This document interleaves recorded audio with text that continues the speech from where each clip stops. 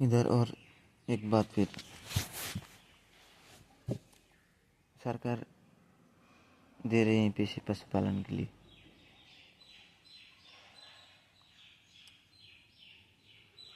जहाँ पशु पाले जा रहे हैं उनको ठोकना चाहिए, वो भी लाठी नहीं बंदूक से।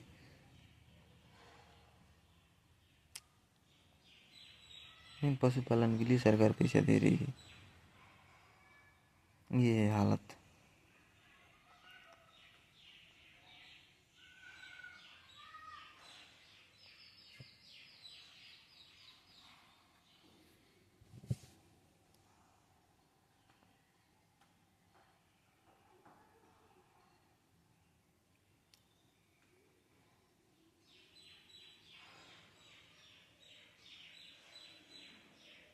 पशुओं की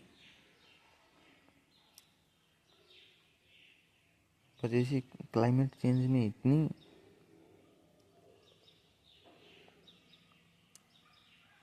प्रभाव पड़ रही है क्लाइमेट में, क्योंकि मनुष्य से 5 गुना ज़्यादा तो जानवर ही होंगे, पशु ही होंगे उनको खाने के लिए। मैंने ये पहले भी बोला है कि उनको पशुओं को खिलाने के लिए जगह चाहिए, जगह के लिए सारे पेड़ काटने पड़ेंगे, और उनको रहने के लिए जगह चाहिए, वहाँ काटने पड़ेंगे।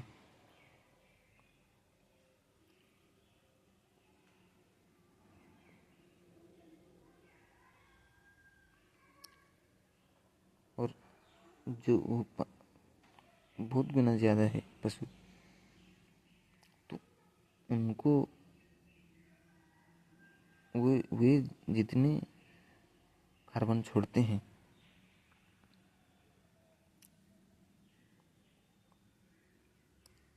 तो कितनी प्रदूषण होगा। तो ऐसा नहीं कह रहा हूँ कि जानवरों को पैदा ही मत करो, जो ज़बरदस्ती करवाया जा रहा है उनको नहीं करना है, उनको पैदा होने का मन भी नहीं है।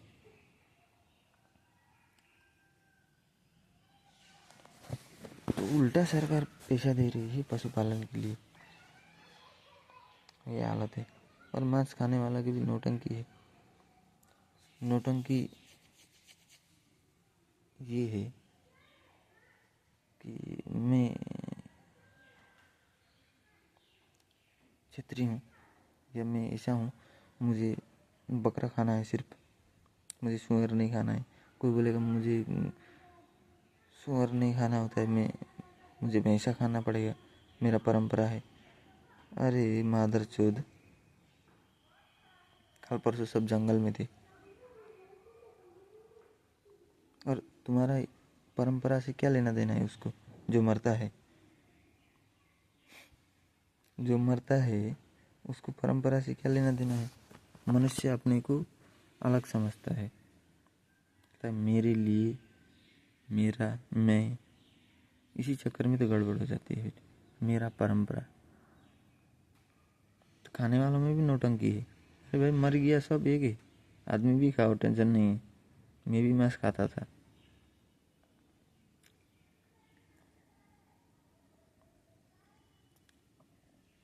और मेन तो क्लाइमेट चेंज में है, कारण ये है कि वो मांस खाने वाला आता कहाँ से है? वो जो जबड़े फेंकता है, वेस्टेज फेंकता है, वो आदमी कहाँ से आता है? जो फॉसिल फ्यूल जलाता है और जिसके लिए फॉसिल फ्यूल जलाया जाता है,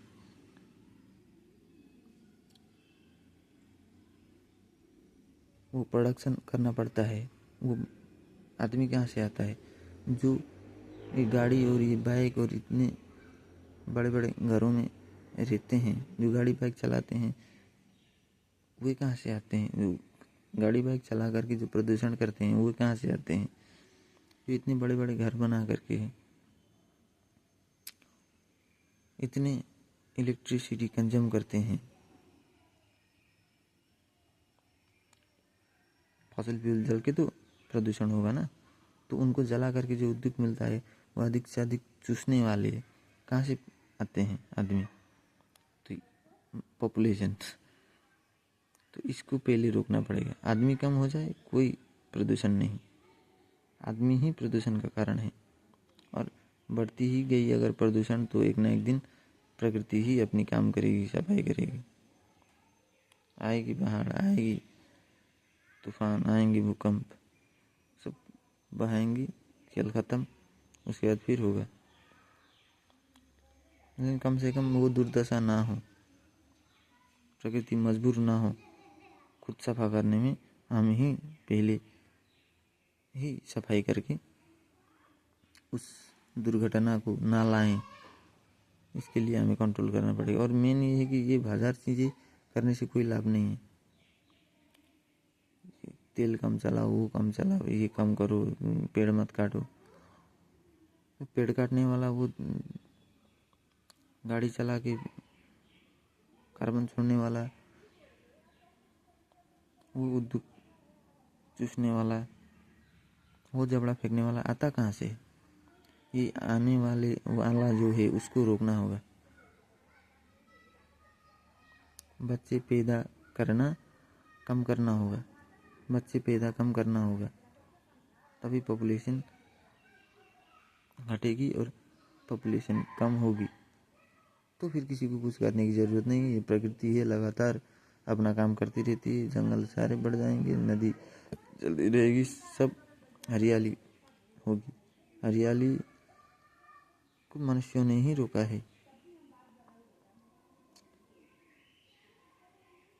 तो मेन कारण है पॉपुलेशन। पॉपुलेशन ना होगी तो इतने कंजम्पशन कौन करेगा?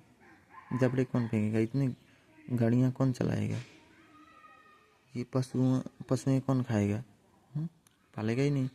तो ये जो पशुओं के लिए खाने के लिए जगह चाहिए, इसके लिए पेड़ काटेगा कौन?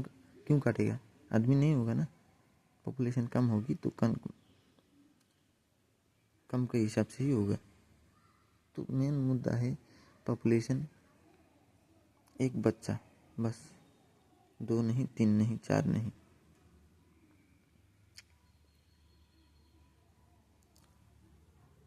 तो ये है मेन कारण।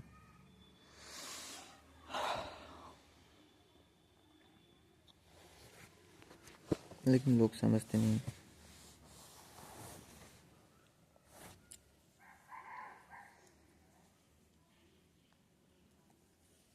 लोग भूल जाते हैं, सोचते हैं सुख सुख सुख सुख, उसी सुख के चक्कर में बनाते हैं। अब कहीं बुढ़ापे, अभी सुख तो मिलता नहीं, बुढ़ापे में भी कहीं मुझे दुख ना मिले इसके चक्कर में 4, 5, 10 पैदा करते हैं। लेकिन जितने 100 भी पैदा करने से भी तो क्या है? धृतराष्ट्र खुश था? कुछ होता नहीं है। सर्वम दुखम, उसी को स्वीकार करो और एक ही बच्चा पैदा करो।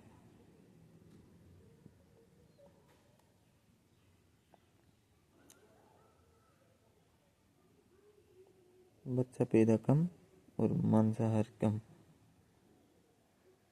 हो गया, सब अपने आप शुद्ध होगा।